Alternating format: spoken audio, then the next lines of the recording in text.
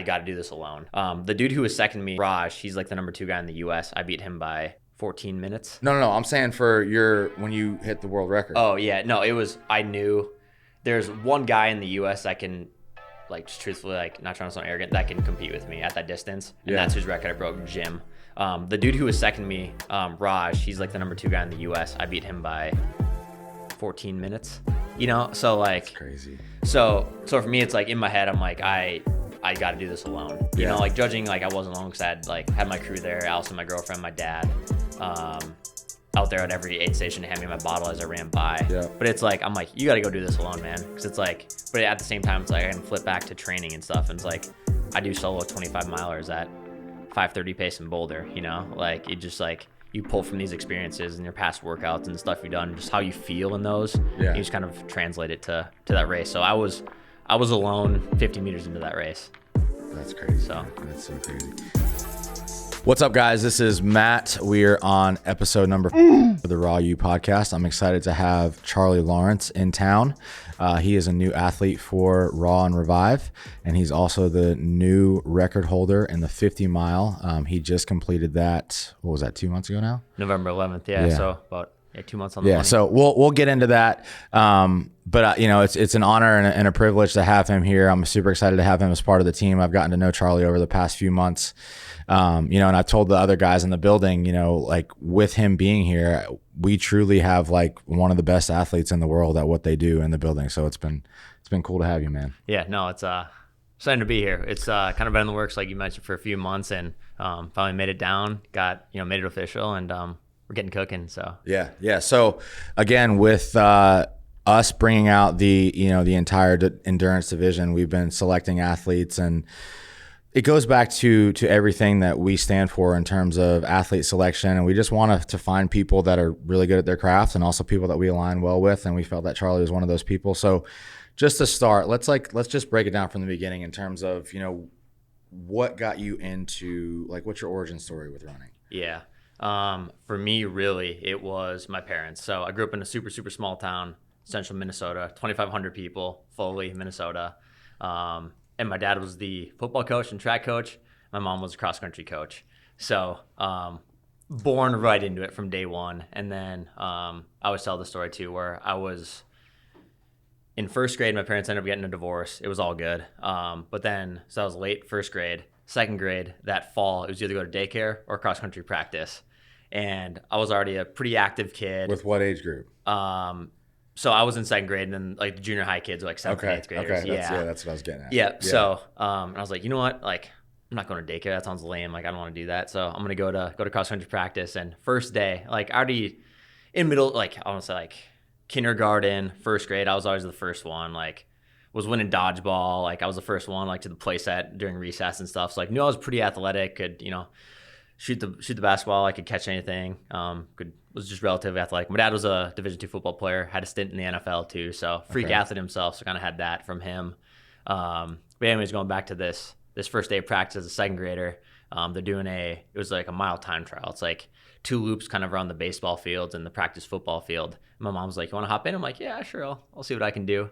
And they start it like really no warm up, no nothing. I just full stick it. And win it like against all the 7th and 8th graders as a second grader. It's like, oh man, like we got some talent here that we can work with. So from there on, it was just like, and that was like zero endurance training at all to that point. Yeah, I mean, other than like organized sports stuff. Yeah, and shooting in like, or like my dad would always like, we had a relatively big backyard, and he'd throw the football to the left side or the right side. I'd run and grab it, throw it to the other side. Like I was that kid that would nonstop, shooting in the driveway. And, I was asking my dad to throw the football around, that stuff. But that was my first really taste of like, I wouldn't say competitive running, but like kind of seeing what I can do. So that was, I guess, 2001.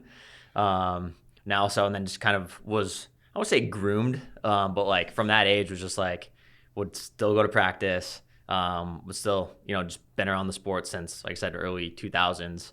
And eventually, obviously, like joined the team in 7th, 8th grade, and built up from there. So that's cool. And then, what did you accomplish in high school that then led to you getting recruited from a collegiate standpoint? Yeah, so I was pretty lucky, like I said, like brought all the way up, and my mom was very like, she's pretty smart with bringing like building up my workouts, kind of starting from ground zero, gradually building up my mileage, kind of progressive overload with sessions, and it was good. I had I'd say a pretty good high school career. It was kind of sucked. I wanted to state cross country title. I ended up being fourth, third, and second.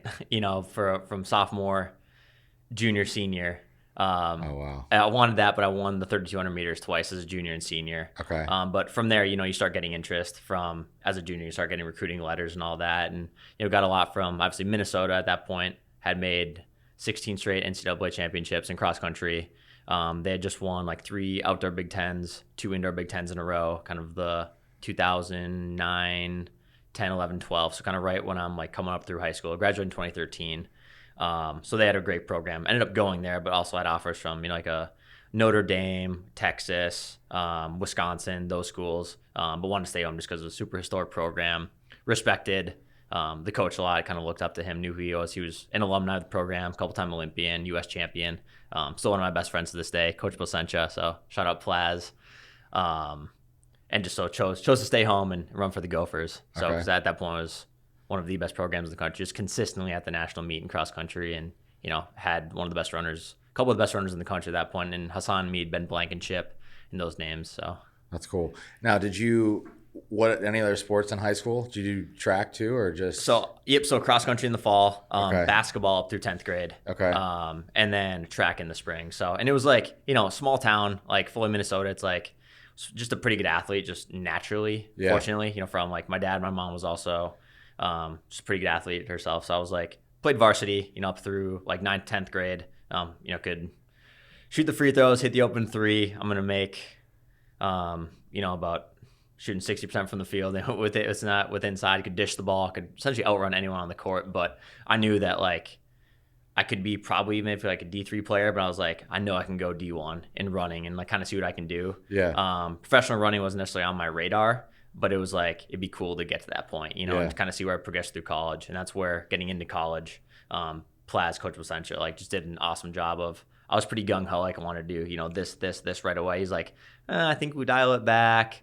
Kind of the same approach that my mom took, like gradually increase your mileage, gradually increase the workload, kind of see what you can do. So, and he'd always told me in college too, he's like, you're going to be, just because I had really developed this aerobic base, even early on in college, and just got progressively stronger at like longer type efforts, longer runs, long tempos, and all that. He would always say, you're gonna be great on the roads one day. What great meant, I wasn't quite sure. Yeah. But I was like, in the back of my head, he'd always kind of said that from about my start of my second year on. So, and he was just a guy where we're both very, very fiery competitors, both kind of hotheads. So he definitely butted heads sometimes, but it was for the better. Yeah. I called him on my drive here, the other day. Cool. So. Yeah, I have some of those coaching relationships. I mean, they stick with you, and like I've always said this too. Like for me as a coach within physique development, physique athletes, I think the coaches that were the hardest on me that had nothing to do with any of the X's and O's of bodybuilding are the coaches that I try to like implement and their philosophies and the way that they worked with me. That now. Yeah. I mean that's a big thing. There's the one coach that I worked with. He was an ODP coach for soccer. And I wanted his approval so much. And this was in high school. And he was like so few. And the compliments were like very little. But I just remember this one day after practice, he's like, hey, I need to talk to you after practice. I had no clue what it was about. And he actually gave me a ball from the MLS team that he coached. And he said, he's basically just like, I want you to know that you've earned this. And just because I'm not like always giving you a compliment, like I'm watching everything you do. And like that stuck with me today, So even in my coaching now, I really try to not overly compliment because I know now, through what I went through, like those experiences that the compliments mean a lot more if they're not all the time, if they're not just like flowing, So anyway, you've said something now a few times that I want to bring up for people that might not know, but like let's break down for you, maybe at a beginner level, or even you said you basically replicated it twice, so beginner and then in college, what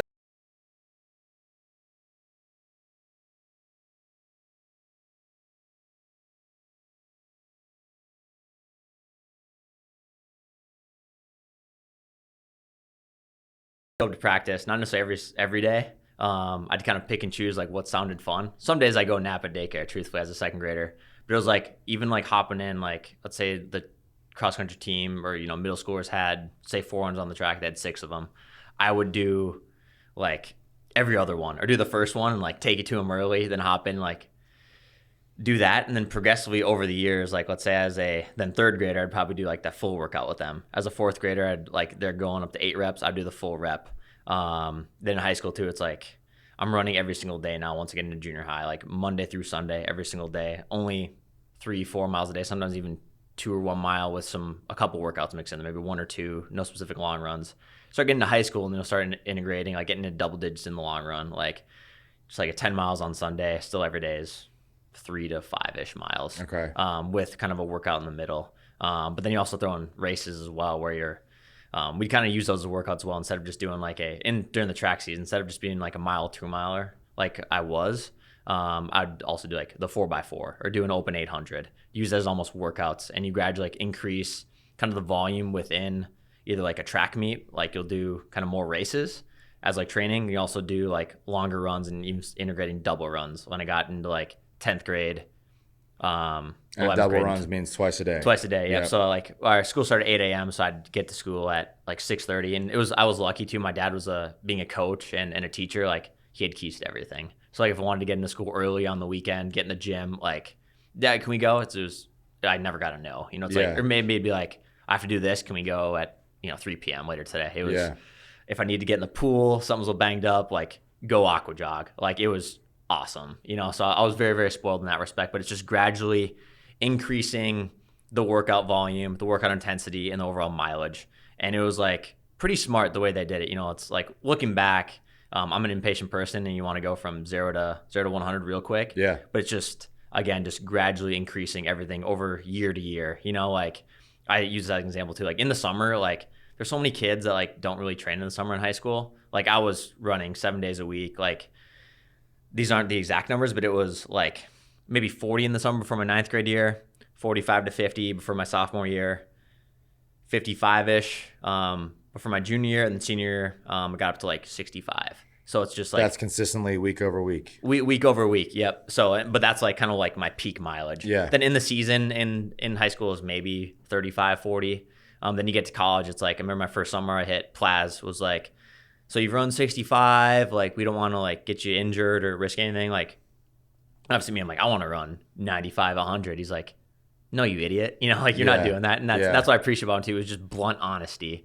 Like even if you didn't want to hear it, he'd tell you like what was best for you. Right. So it was like that first summer was 70 miles going after my senior year to freshman year of college. And then eventually it was about 80-ish, 85. Then I was 90, 95, and it was about 105 going into like my 5th year. Okay. Roughly. So, but just progressive overload, increasing that mileage. And that's the thing in the summer too, is just mostly pure mileage with some strides. So like, you finish like just a kind of easy day. It'd be like 6x100 meters, that kind of like mile 5K effort, just to like work on neuromuscular efficiency. So integrating that. Then once you get into the season, the racing season, whether it's cross country, even track, you're going to do the K repeats, the fartleks, the long tempos, all that. So pretty non-specific, but just gradually doing that. And also too, like within the season, you're going to start kind of base early, then sharpen up with the faster track stuff, as the season gets later on, when you get towards, championship season. Yeah. And it was just all very methodical.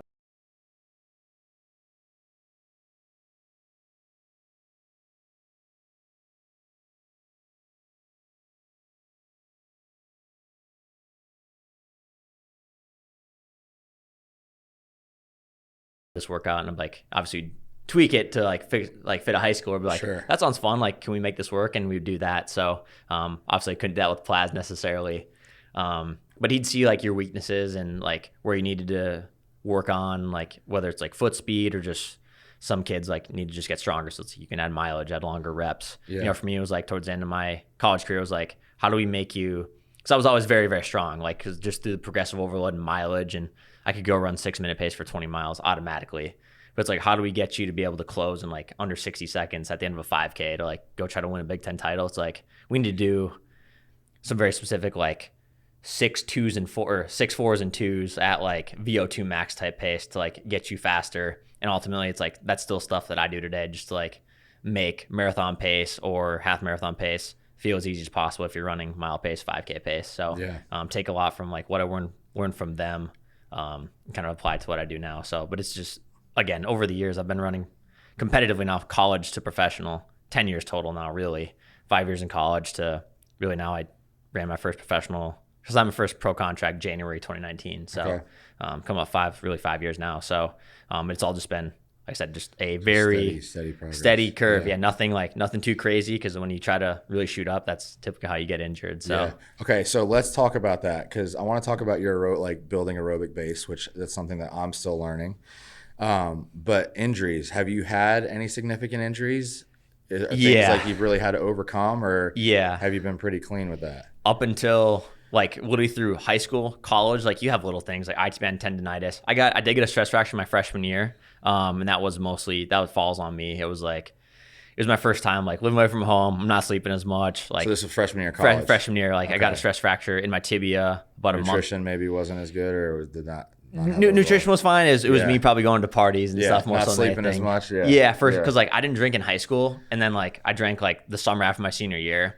It was like my parents didn't like care. They're like, like go and have fun. Like you get caught though, you're effed. Like there goes your scholarship. There goes this. Yeah. So like I didn't drink. Like it just scared me enough to not do it. But I'm like, oh, I'm going to college. I'll have some fun. And I think it was just like a few too many late nights. Truthfully, not recovering enough, and something had to give. And it was my tibia. So, and maybe obviously like dorm food and stuff is not the best. I was eating what I thought was good. Salad with dinner and all that. But still, it's like it's a lot more refined now than it was then for sure. Yeah. But yeah, so that was my first major injury. Then after that, it was like I was clean, like all the way through college. And what was your time off from that? Ended up missing so I raced one cross country race, and then I ran on the backside of indoor. So like I was back racing in March. Not like it wasn't a great freshman, like I redshirted all of it anyways. But ran pretty terribly, like to my standards. Like ran well enough, but it was running faster than what I did in high school, but not at like a very competitive D1 level my freshman year. So really I missed, it was about a 4-month hiatus. Okay. But then had small niggles here and there, like, some tendonitis, whether it's like IT band tendonitis or something flare up in your knee, but nothing I couldn't like train through. Yeah. And then up until literally January of 22, so 2 years ago now.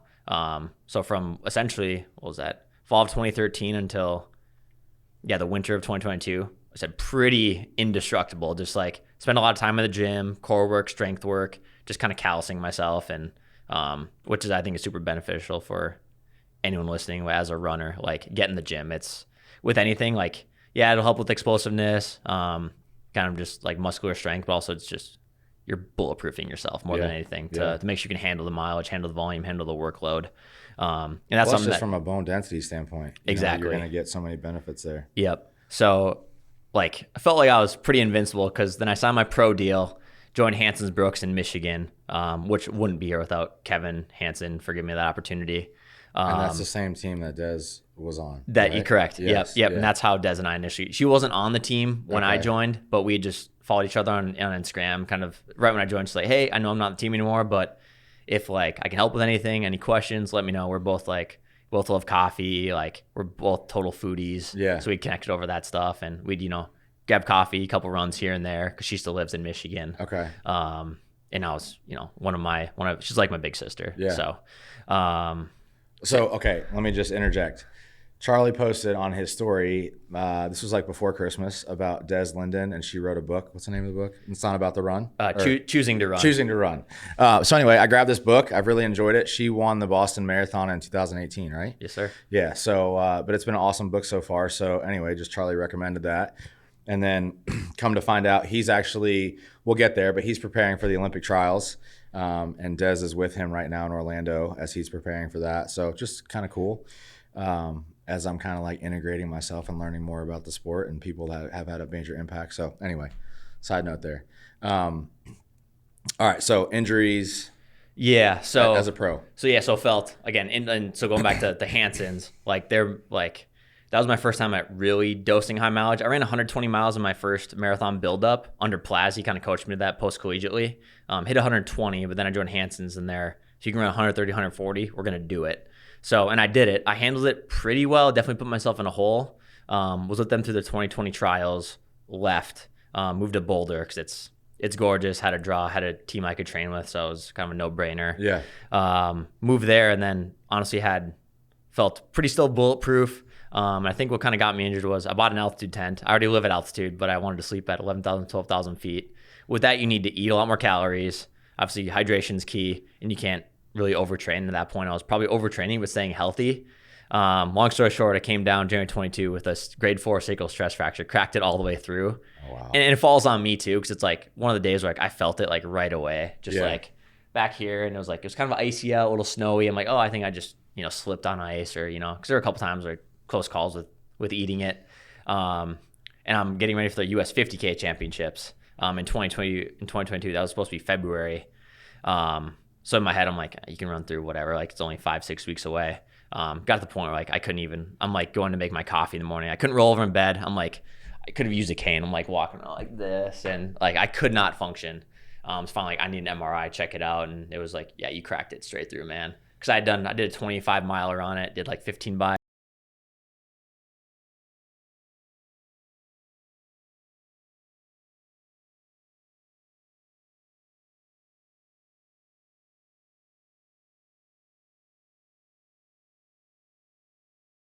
My first race back was the Austin half of 23 in February. Okay. So, and it was, So how was like mentally, how was that rehab for you? I don't want to say it was easy because it definitely wasn't, but it was just like holistically, if I told myself I was going to be out for 13 months, mentally that's a heartbreaker. It's like, do I retire? Do I stop? But it was like, I just incrementally broke it down where it's like just day by day. Like, and for me too, in the back of my head, I wanted to go kind of dabble in the ultra world. And Des was always kind of the same thing. Like, you're going to do great if you do the 50K or more. So I was just like, okay, so let's say 50K, that's almost like a 3-hour race, or like the 50 mile. And I'll go back to this too. So I paced Des to her 50K world record, and like paced too. Like I was just there keeping her company. Like she did all the work. I was there just, helping her stay on pace. Yeah. And, so that was great. And I paced her at 5:47 pace for 50K for the women's world record. And I knew at the time that the world record for 50 miles was 5:48 pace. And in my head, I'm like, I just ran 31 miles and change at 5:47, like as a workout. Yeah. I'm like, I think I can. Conversation. Was it somewhat conversational? So I didn't verbalize it yet. Okay. But in the back of my head, I'm like, I think I can do it for 19 more miles. Cause like I did this as a work, like I'm not tapered, like felt pretty easy doing that. So in my head, going back to cross train now for this, missing time. Yeah. In my head, I'm like, okay, so I need to run. The record at the time was 4:50.08. So let's just say 5 hours, just for an easy number. I'm like, if 3 hours in the pool or 5 hours in the bike bothers you, like you have no business going and trying to break this world record. So like, just go hit the pool for 3 hours today. That's it. Like, just then you worry about tomorrow, the next day. Like, and the same thing. It's like, okay, like I guess I have a bike today. Like 4 hours in the saddle shouldn't bother you if you're going to run 5 hours. Like, how the heck do you expect to run 5:45 pace for 50 miles if you can't even bike for 4 or 5 hours? Yeah. So it was just a mental thing, and just check the box every day. Don't worry about it until you wake up the next morning. You got to go back to the pool, and it was just that on repeat, just every single day. And that's one thing too. And I was also like in the gym doing a lot of core. I put on a lot of, I think, like functional weight too. Tried to kind of do that, and in my mind too. Okay, so yeah, let's stop there. What's a lot of weight for you? I put on. So I got up to 146 high. Okay. And then you said yesterday you try to be like, you know that 137 is too low for you, and then you try to stay below 143, right? Roughly, yeah. Okay. And it's like, it's like, let's say I feel really good at like 145 or 144, like who cares? For me, and I'll say this too, like when I got injured, I was like 133, 134. So I was definitely overtraining. So you were under like way too low. Like I was aerobically strong, but I had no power, like I just couldn't move the same amount of weight in the weight room. Couldn't close workouts as hard as I like can now. Yeah.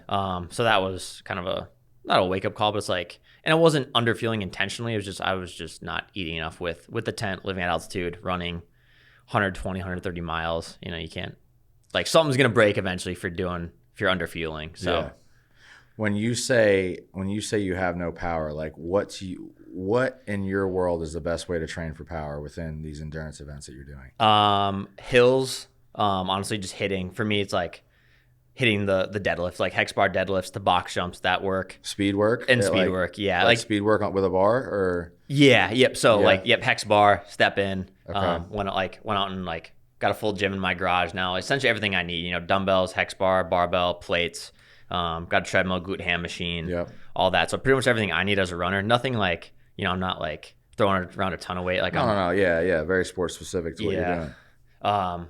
So that's like before I definitely couldn't deadlift like 200 pounds as efficiently as I can now. Okay. Or I couldn't close like today.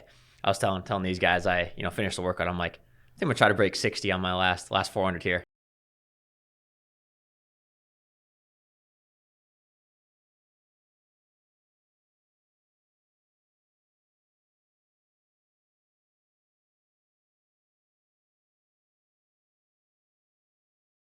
Slower, a little bit faster. I was almost muscle through it, So that was the thing. I just wasn't closing workouts as quickly. So just being at that weight. Do you do any this is like conjugate method, like Louis Simmons stuff, but any banded stuff for explosive power training? All the time. Yeah. So I mean, it's mostly like glute work, or just like I'll attach I'll throw all my plates on my hex bar and stuff, and I'll do like explosive band work towards like triple extension on a box.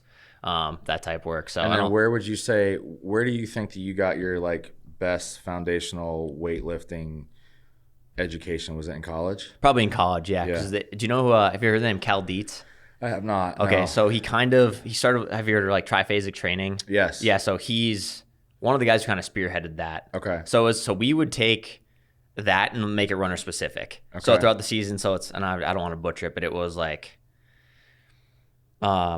eccentric, isometric, and then kind of dynamic. So we'd start with that eccentric loading, those kind of phases where if you're doing deadlifts, it'd be slow down, explode up. And then you get to the point where it's mid-season, you're doing isometric work. So it's if you're doing single leg, you go down, hold it for 5, explode up. Then at the end of the season, you're doing all reactive and that band work, band jumps. So really that kind of almost goes, so your greatest amount of recovery or need for recovery was at the beginning of the season from a training perspective. Yep. And then as your volume increases through the season organically from running, then you're kind of easing off of what's breaking you down so much in training, just to more work on explosive stuff to get you back. Having that pop, yeah.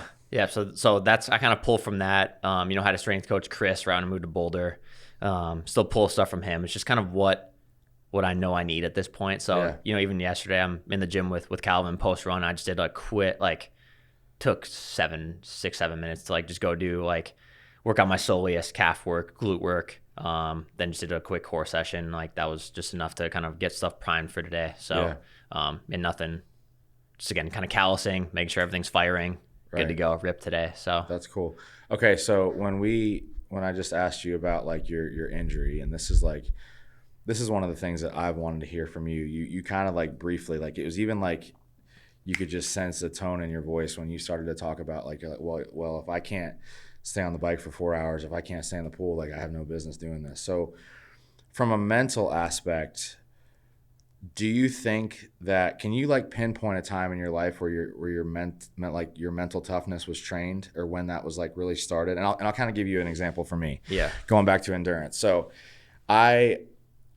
and this is also on Huberman's latest podcast with David Goggins. He talks about this a lot, and I've been challenged with it lately. But I really feel, as human beings, as men, as anybody who has high goals, wants to be a high achiever, we need to consistently be doing things that are hard and finding things that are hard. So one of the questions that I have that I want to hold on for a second is was running at the beginning hard, or did you always enjoy it? I always enjoyed it. You always enjoyed it? Well, so I enjoyed beating people. Okay. I enjoyed being really good at something. Yeah. And just being able to in a way, just it's a sort of a flex, for lack of a better term. For sure, just it's just fun being very, very competitive and being able to beat people is something that you enjoy. And I throughout it, I loved racing when I was younger, and I learned to enjoy the process of it throughout it. I love even this morning at the track, I love that shit. I live for that. And even too, I have another 4 or 5 miles when I get back to Orlando tonight. It's I can't wait to just get those miles in. So you learn to enjoy the process of it, which is fun. Was there ever a point and to go back to my story. So Yeah. I was a soccer player, loved playing soccer.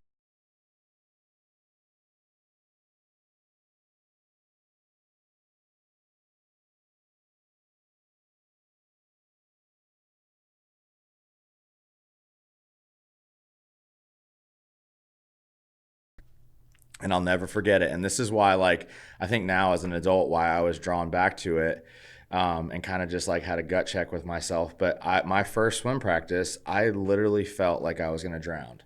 And it was like the first time in my life that like I felt scared and I felt out of control.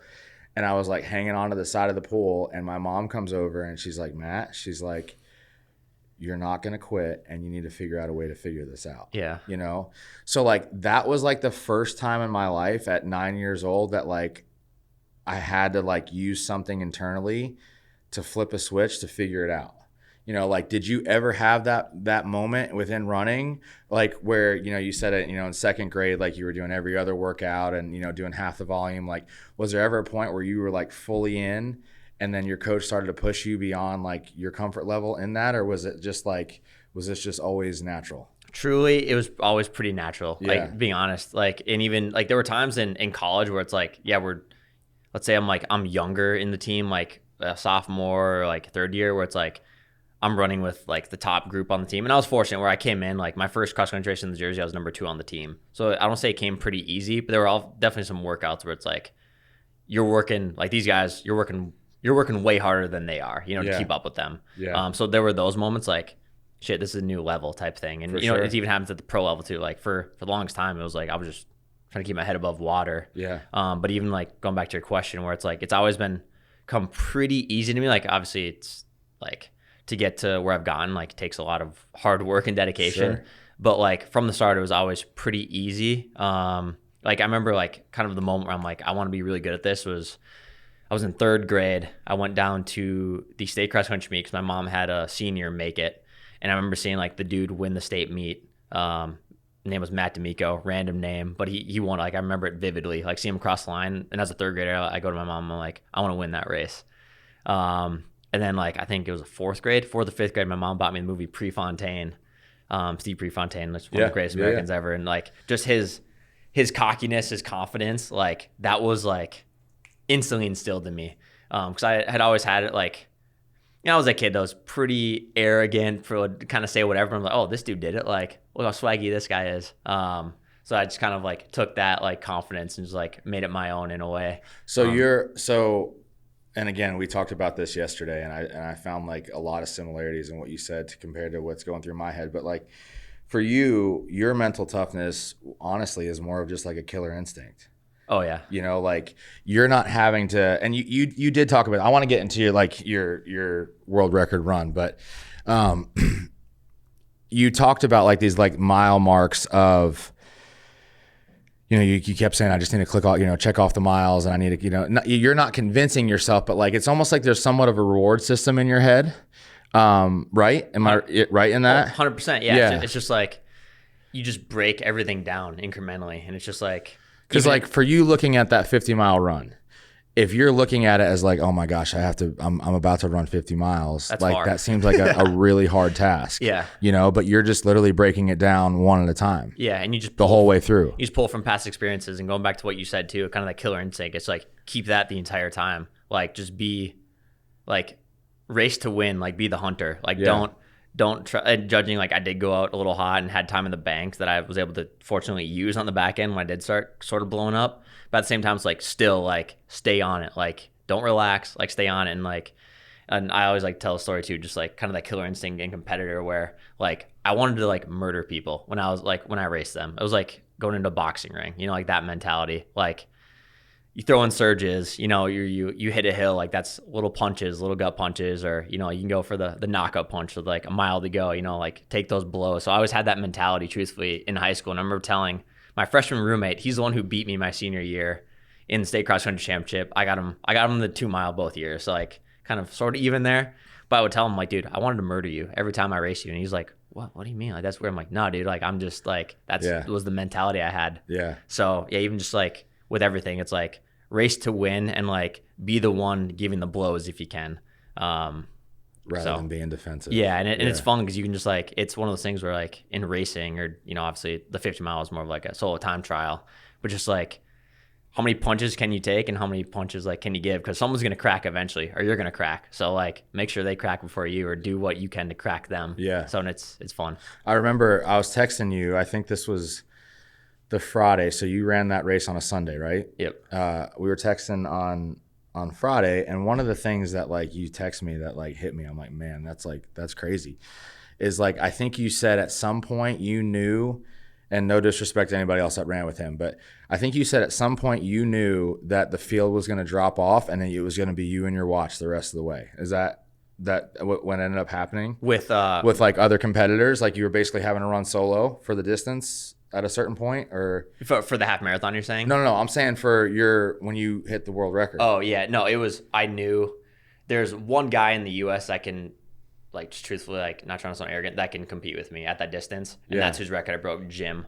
The dude who was second to me, Raj, he's like the number 2 guy in the U.S. I beat him by 14 minutes. You know, so like that's crazy. So for me, it's like in my head, I'm like, I got to do this alone. You know, like judging, like I wasn't alone because I had my crew there, Allison, my girlfriend, my dad, out there at every aid station to hand me my bottle as I ran by. Yeah. But it's like, I'm like, you got to go do this alone, man. Because it's like, but at the same time, it's like I can flip back to training and stuff. And it's like, I do solo 25 milers at 5:30 pace in Boulder, you know, like it just like you pull from these experiences and your past workouts and stuff you've done, and just how you feel in those. Yeah. And you just kind of translate it to that race. So I was alone 50 meters into that race. That's crazy. So that's so crazy. Okay, so just to quantify this for you guys, like to really put it into numbers. So Charlie ran the 50 mile. He set the world record, and he averaged a 5:46, right? Yes, sir. 5:46 pace for the whole race. So like when you look at Americans, most Americans, they can't run that for 1 mile, you know, and he's sustaining this for 50. So that's why, I mean, I'm just like so impressed by the feat and the accomplishment. So you said that when you paced Des for her, was it world record? Her world record, yeah. And that's like, was that the first time that this goal like clicked in your head, or did you have the goal previous to that to be able to do this? No, I was pretty set on going for like a US title in the 50K. And then that like clicked, and I'm like, you know, I ran 5:47 pace as a glorified workout, you know, and it's like, again, 19 miles for most people, that's a long run, you know, for even some days for me as I build back up and start segments, like 20 miles is like an intro long run for me. Like that's still a long ways to go. Yeah. So, but I'm like, in my head, I'm like, that felt pretty relaxed. I think I can do this for another, you know, 18 point whatever it would be after 50K. So, or another, I guess, technically 30K after that. So, and then from that point until obviously you set the world record, like was that your primary focus in training?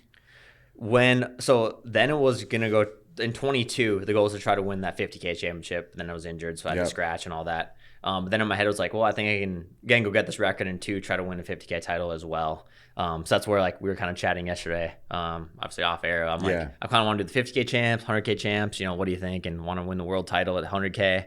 So that's, you know, probably where I'm going now. Announcement, sort of, maybe.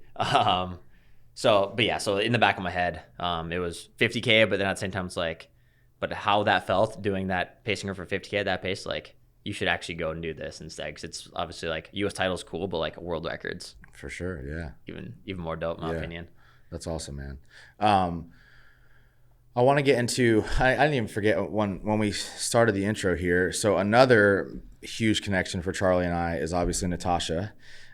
He is one of the coaches that works for Natasha's team. So how did that all come to be? Yeah, so I mean, obviously it wouldn't be, Natasha got the ball run on here, so massive thank you to her. And she's awesome to work with. So backing up, associated with in any way. Yeah, she's a rock star. Got connected through her with our former nutrition sponsor, so BPN. Yep. I was signed on as one of their athletes at the start of 23.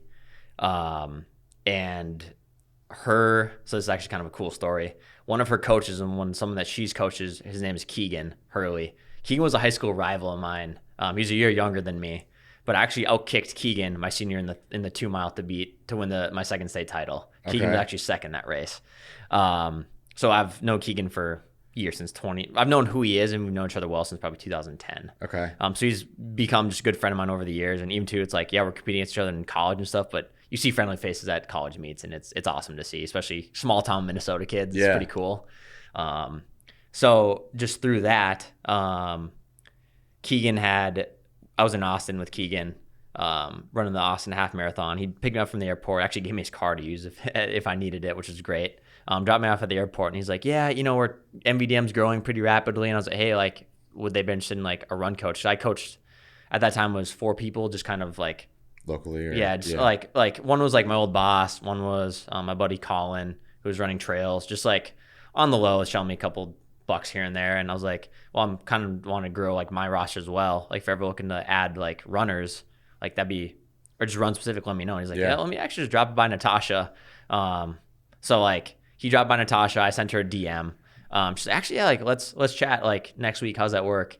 Had a call, was awesome. Like instant. It's like, and Natasha's energy. It's like, it's, I don't know if infectious is the right word, but it's like, but you catch on with it. And it's like, you roll with it and it's like, all right, I'd love to work for her. And so we had that call, and I think she had mentioned to Keegan like the next day of practice, like, hey, I had call Charlie, like, I think I'm gonna like, sounds good. And Keegan's like, he's one of the best dudes I know. And like, so next he texted me, like, hey, I think it's gonna go well. And Natasha then texted me, was like, hey, actually, yeah, that sounds great. Let's bring you on. So this is April-ish. Okay. So yeah, so you're coming up on a year? It'll be a year. Yeah, this March. I guess technically probably March, but then officially it was like coaching people in April through NVDM. So yeah, brought a couple people that I coached on. Obviously, have added to my roster since then. And then just through, my past contract was up, and Tasha's like, hey, we'd love to, we might have something pretty cool coming here with Matt, Raw, and that team there. And it was, just honestly worked out super, super well. So with your coaching roster, what does a typical day look like for you? How do you break your day down for us? Yeah. So it's between coaching and then obviously your own personal goals. Like what does that look like? Yeah. So I'm fortunate where like my main priority every day is just get up and train and then coach and then train again. So, it's, get up I'm a morning person. So I'm usually up without an alarm, 5:50. I'll set my alarm at 6 in case I get to it, but usually don't need it. So get up, make my coffee, make my pour over, grind my beans, do my activation, go for my first run. Let's meet up with a few friends, few teammates. Just go, cash out if I have a workout, go do that. Come back, do whatever strength work, ancillary work I need to do. This is all before meal one, or this is? Oh, okay, yeah. So I'll pre-run meal, and then I'll have a post-run meal. Okay. And that's just bread, nut butter, honey with my coffee. Usually a ketone shot as well, like pre-run right before I go. Then I'll make a massive smoothie when I get back. Protein, collagen, berries, banana, almond milk, a lot of spinach, loaded up. Yeah, no, like I was telling you yesterday, like even today, I got back from the workout and I have just dry spinach. I was just like eating out of the salad container, just getting my spinach and the berries and stuff. Everything, and just throw in my blender and you're good to go. And if I'm still hungry, I'll have like some toast with like an avocado spread on it and throw an egg on there if I'm still hungry. But usually that holds me over. And then I'll go do my ancillary work after I have that smoothie. Okay. Just always core every day, like just minimum 5 minutes, just check that box. Yep. If I feel like doing more, do more, but then I'll do more on strength days as well when I'm actually like lifting. And then like mobility, band work, roll out, and then I'm kind of online from typically 10-ish, 10:30 until really about my second run. I'll eat lunch somewhere in the middle. Okay. Then use just writing training plans, calls, help HVM as well, like just getting the product out to different run clubs and all that. So between that and coaching, that's what I'm doing. Yeah. If I need to, typically I can get away if I need to hit the grocery store, or like sometimes Allison, my girlfriend, want to go to coffee shop, so hit that. But I'm kind of online throughout it. And then activation again, roll out, band work, second run, kind of more band work and stuff, dinner, and then usually laying low, nighttime mobility, and repeating. So it's pretty fortunate where I don't know a Monday from a Saturday. Yeah, it's all kind of the same. So.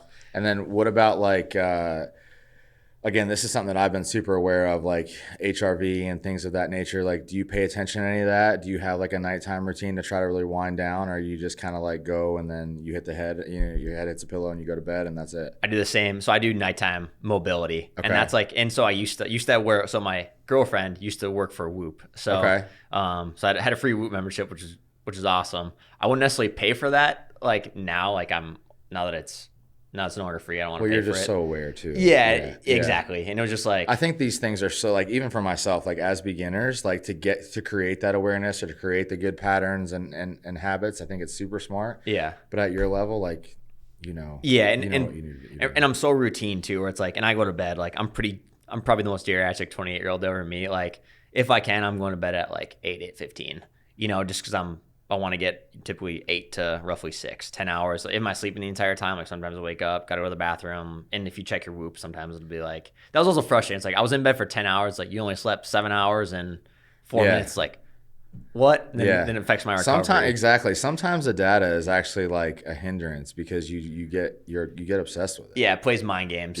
So for me, it's like if I can just know I can get somewhere around, be in bed at 10-ish hours, 9.5, I'm probably sleeping at least 8. So that's my goal there. But yeah, I do the same nighttime mobility routine every single night. Like we'll be like, Allison and I'll be watching, I don't know, Netflix show or just a movie, and I'll be like, it'll be 7:30. I'll go take my magnesium.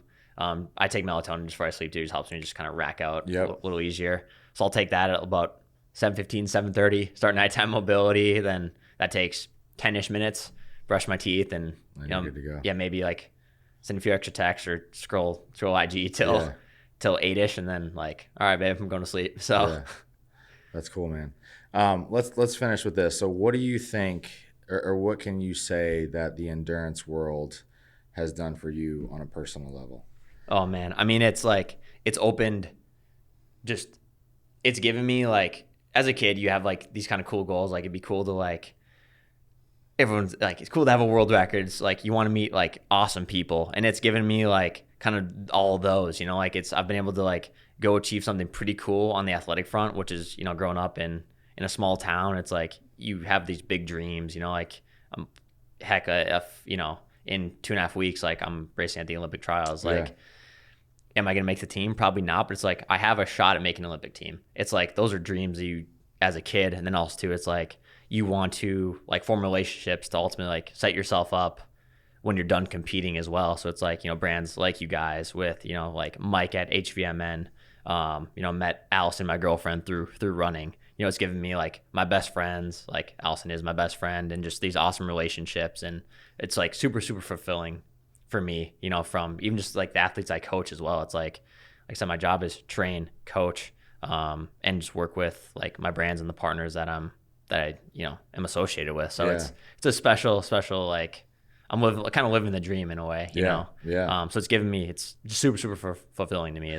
That's what I've noticed too, man. The community is awesome, and I think that the vehicle of endurance can go in so many avenues, but it's like you still have this common interest of just having a desire to be fit at a level that it requires work and effort, and it requires a work and effort that a lot of people don't really want to do. But it's also it's so rewarding, and I've talked about this on podcasts before since I've had this shift of myself, but like the rate of which that you can accomplish fitness or improve your cardiovascular fitness is so much faster than you can muscular.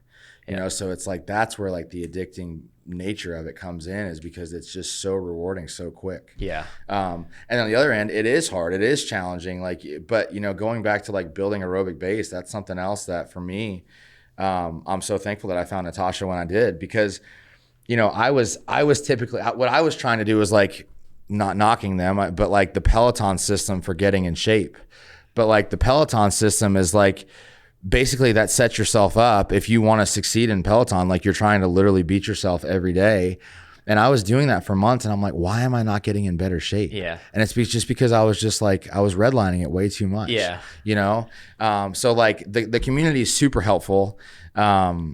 And just being around like-minded people. But it's also, I think what's also so cool about like running mainly is that just the avenue to be able to do it is so easy, you know, like, I mean, the preparation, you do a little warm up, and then but like anywhere you are, you can go out and run. You don't have to find a crazy gym, even swimming, like, or biking, like you don't have to find all these things. It's just like the accessibility is just right there. And the community that comes from that's super cool. The barrier to entry is not.